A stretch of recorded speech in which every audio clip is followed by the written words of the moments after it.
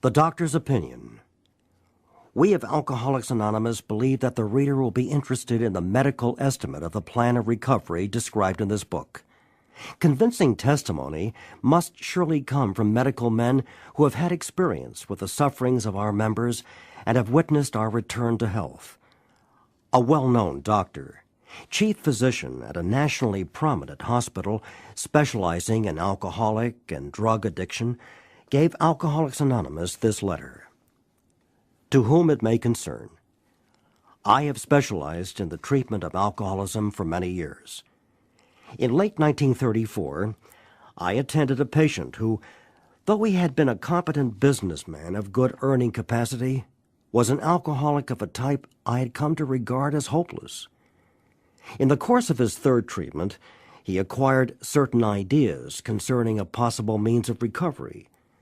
As part of his rehabilitation, he commenced to present his conceptions to other alcoholics, impressing upon them that they must do likewise with still others. This has become the basis of a rapidly growing fellowship of these men and their families. This man and over 100 others appear to have recovered. I personally know scores of cases who were of the type with whom other methods had failed completely. These facts appear to be of extreme medical importance. Because of the extraordinary possibilities of rapid growth inherent in this group, they may mark a new epoch in the annals of alcoholism. These men may well have a remedy for thousands of such situations.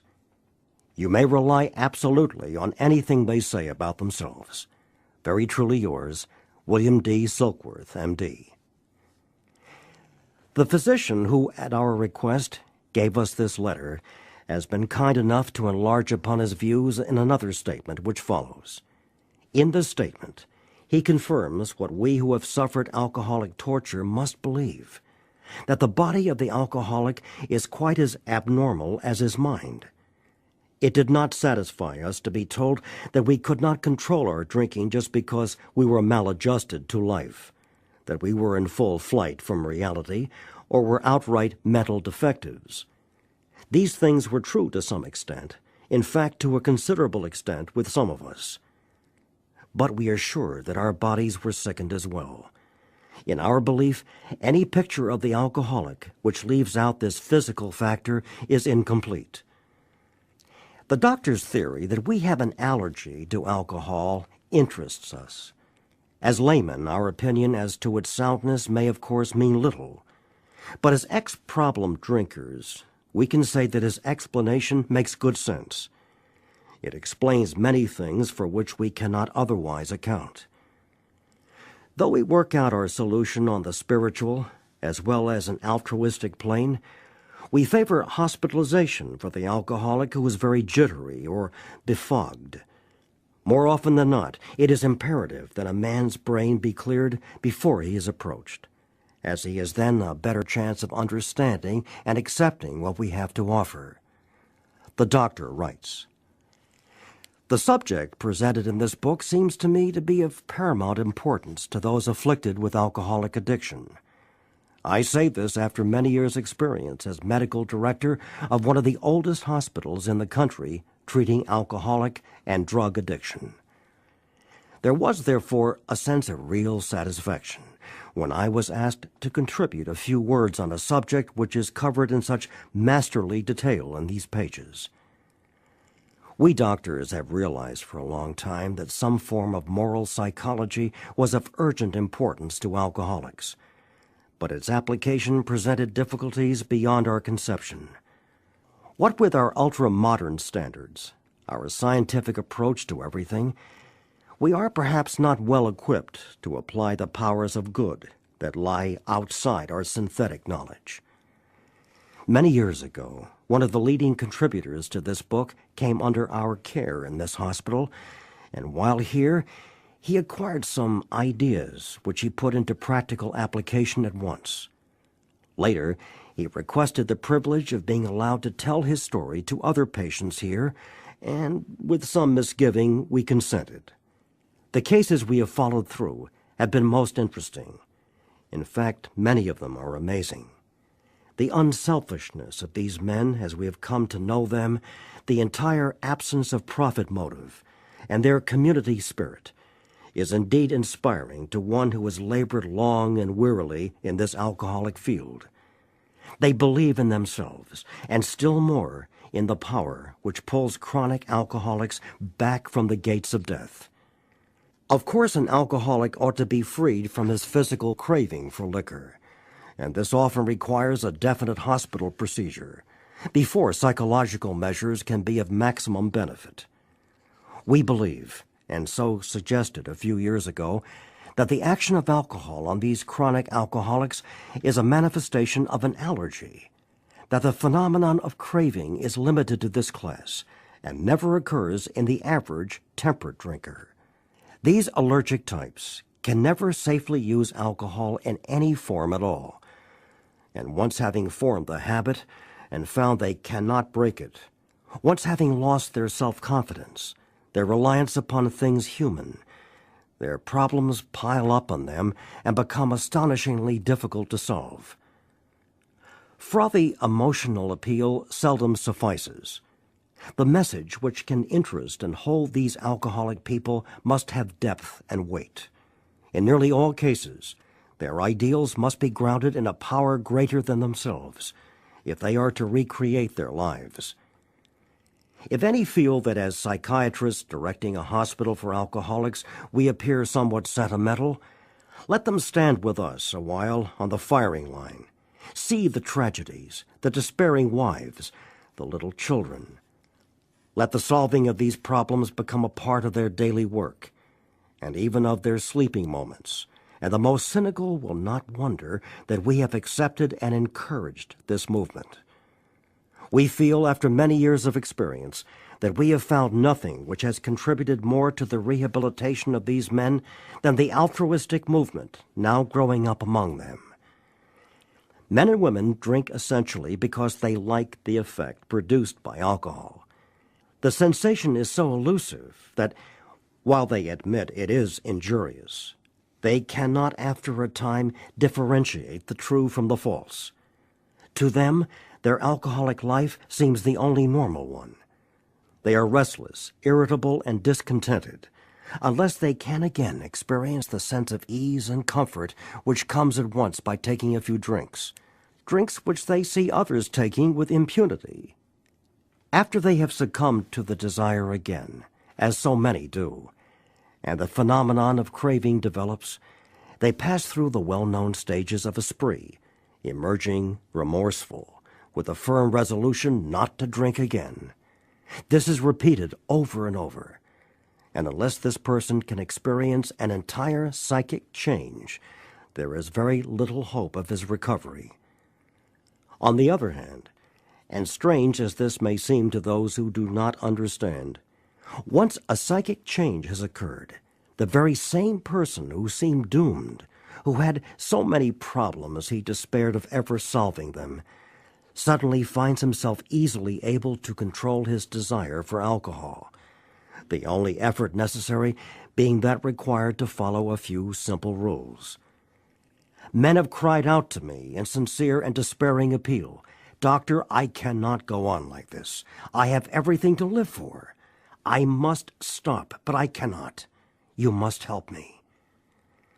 Faced with this problem, if a doctor is honest with himself, he must sometimes feel his own inadequacy. Although he gives all that is in him, it often is not enough. One feels that something more than human power is needed to produce the essential psychic change.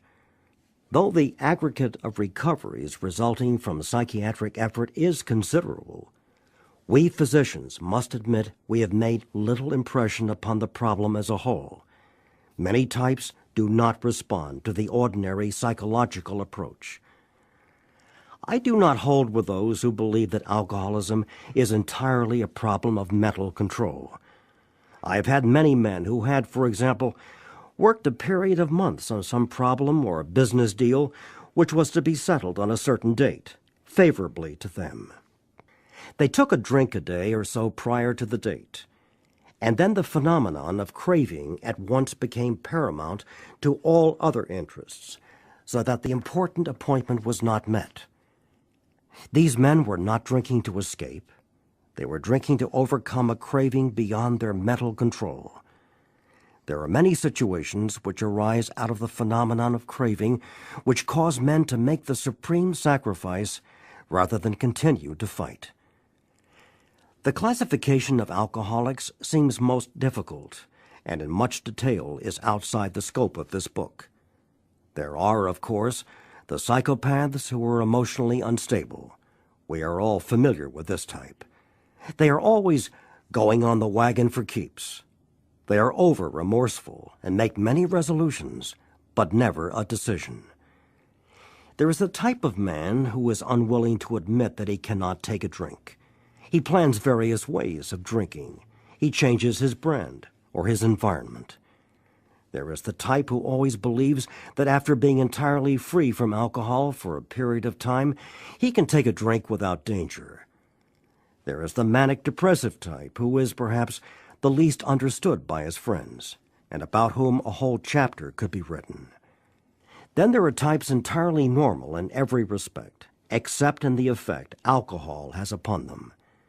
They are often able, intelligent, friendly people. All these, and many others, have one symptom in common. They cannot start drinking without developing the phenomenon of craving. This phenomenon, as we have suggested, may be the manifestation of an allergy which differentiates these people and sets them apart as a distinct entity. It has never been, by any treatment with which we are familiar, permanently eradicated. The only relief we have to suggest is entire abstinence. This immediately precipitates us into a seething cauldron of debate. Much has been written pro and con, but among physicians, the general opinion seems to be that most chronic alcoholics are doomed. What is the solution? Perhaps I can best answer this by relating one of my experiences. About 1 year prior to this experience, a man was brought in to be treated for chronic alcoholism. He had but partially recovered from a gastric hemorrhage and seemed to be a case of pathological mental deterioration. He had lost everything worthwhile in life and was only living, one might say, to drink. He frankly admitted and believed that for him there was no hope. Following the elimination of alcohol, there was found to be no permanent brain injury. He accepted the plan outlined in this book. 1 year later, he called to see me, and I experienced a very strange sensation. I knew the man by name and partly recognized his features, but there all resemblance ended. From a trembling, despairing, nervous wreck had emerged a man brimming over with self-reliance and contentment. I talked with him for some time, but was not able to bring myself to feel that I had known him before. To me he was a stranger, and so he left me. A long time has passed with no return to alcohol.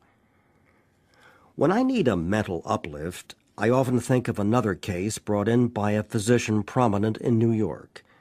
The patient had made his own diagnosis, and deciding his situation hopeless, had hidden in a deserted barn, determined to die. He was rescued by a searching party, and in desperate condition brought to me.